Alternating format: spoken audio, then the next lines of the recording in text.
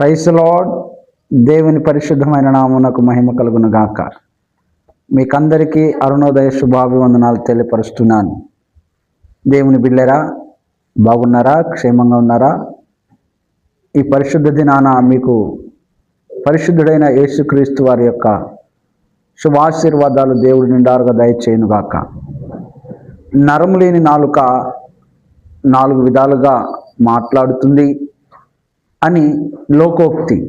అంటే స్థిరత్వం లేకుండా మాట తప్పే విధంగా, ఒక మాట మీద నిలకడ లేకుండా, మాట ఇచ్చామంటే నిలవబెట్టుకోలేకుండా మాట్లాడే విధానాన్ని నరము లేని నాలుక అంటారు.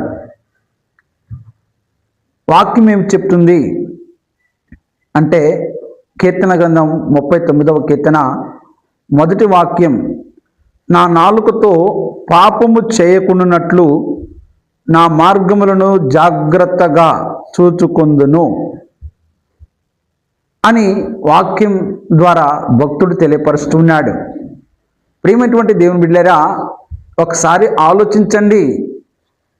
మీరు నాలుక ద్వారా పాపము చేస్తున్నారేమో.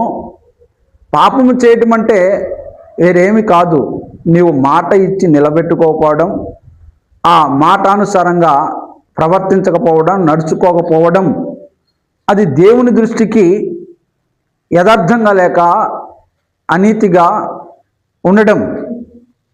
ఒకసారి ఆలోచించండి. దేవుని ఆశ్రయించి, దేవుని వెంబడిస్తూ, దేవుని నమ్ముకొని, దేవుని శరణులో ఉంటూ, కొంతమందికి ఈ నాలుక మీద సరైన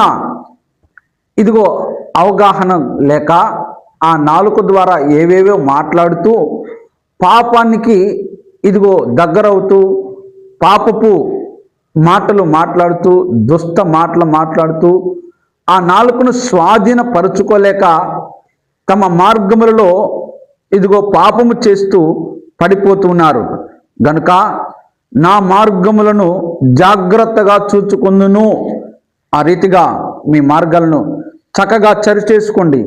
నాలుకతో పాపము చేయొద్దు, దుర్భాషలాడద్దు, బూతులు తిట్టద్దు. ఏ విధమైన చేతను నీ నాలుక ద్వారా దేవునికి ఆయాసకరమైన విధానంలో జీవించవద్దు. Be careful. నీ నోటి మాట ద్వారా తీర్పులోనికి రాకున్నట్లు నీ నోటిని జాగ్రత్తగా కాచుకో. ప్రియమైనటువంటి సహోదరి సహోదరుడా, వింటున్నటువంటి వారలారా, వీక్షిస్తున్నటువంటి వారలారా, దేవుని దీవెన అనుభవించాలి అంటే నోటిని జాగ్రత్తగా కాసుకో. అట్టి దీవెనలతో నా దేవుడు నిన్ను మిమ్ములను ఆశీర్వదించునుగాక. ఆమేన్.